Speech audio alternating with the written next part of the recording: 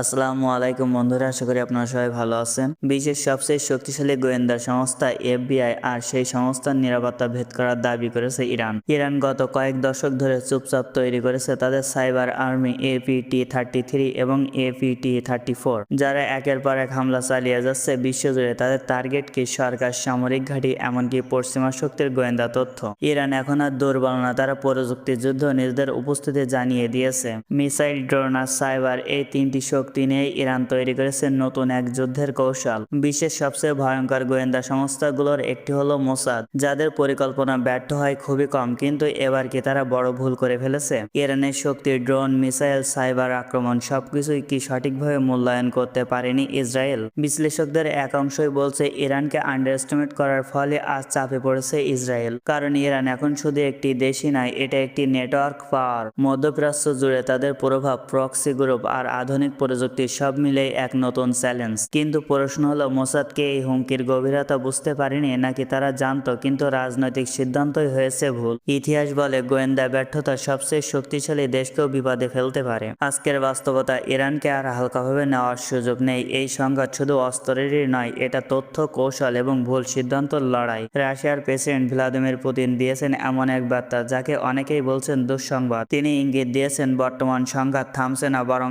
আরো বড় হতে পারে। ইউক্রেন যুদ্ধ, ন্যাটোর উত্তেজনা সব মিলে বিশ্বকে এক নতুন সংকটের দিকেই যাচ্ছে। সবচেয়ে ভয়ঙ্কর বিষয় হলো পারমাণবিক ইঙ্গিত। যদি পরিস্থিতি নিয়ন্ত্রণের বাইরে চলে যায়, তাহলে কি মানবজাতি আবারও বড় বিপদের মুখে পড়বে? বিশ্লেষকরা বলছে এটা শুধু সামরিক লড়াই না, এটা ক্ষমতার লড়াই। আর এই লড়াইয়ের প্রভাব পড়েছে জ্বালানি, অর্থনৈতিক, খাদ্য সবকিছুর উপর। মাত্র 24 ঘন্টার মধ্যে 142 জন আহত। ইসরায়েল এখন আতঙ্কে কাঁপছে। ইরানের সাম্প্রতিক হামলায় মধ্যপ্রাচ্যের শক্তির সমীকরণ বদলে দিচ্ছে। ইসরায়েলের স্বাস্থ্যমন্ত্রী জানিয়েছেন এই হামলায় অন্তত 142 জন আহত হয়েছে। কিন্তু প্রশ্ন হলো, এই হামলা আসলে কতটা ভয়ঙ্কর? হামলার বাস্তব চিত্র, এই হামলা কোনো সাধারণ হামলা নয়, এটি ছিল একসাথে ব্যালিস্টিক মিসাইল, ড্রোন এবং সুনির্দিষ্ট টার্গেটে আঘাত। বিশ্লেষকদের মতে ইরান এমনভাবে আঘাত করছে যাতে ইসরায়েলের প্রতিরক্ষা ব্যবস্থা বিভ্রান্ত হয়ে পড়ে। ইরান এখন মাল্টিলেয়ার অ্যাটাক করতে পারে, একই সাথে আকাশ, স্থল এবং প্রযুক্তিগত আক্রমণ, আয়রন ড্রোম এর মতো সিস্টেমকেও চাপের মধ্যে ফেলতে পারে। বিশ্ব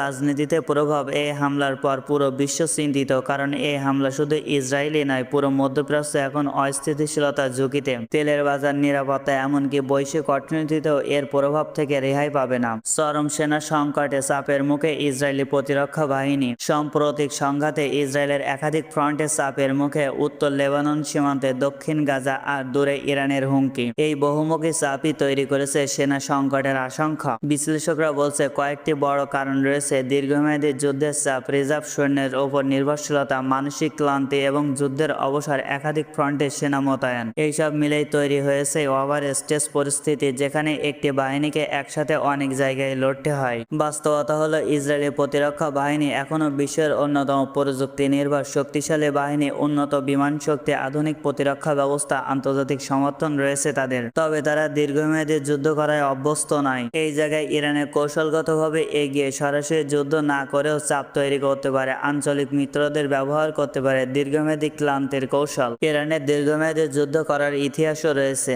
এই বিষয়গুলো নিয়ে আপনাদের কি মতামত জানিয়ে দেবেন আপনাদের গুরুত্বপূর্ণ মতামত। আজকের মতন বিদায়, দেখাবে নতুন কোনো ভিডিওতে আবার। আল্লাহ হাফেজ।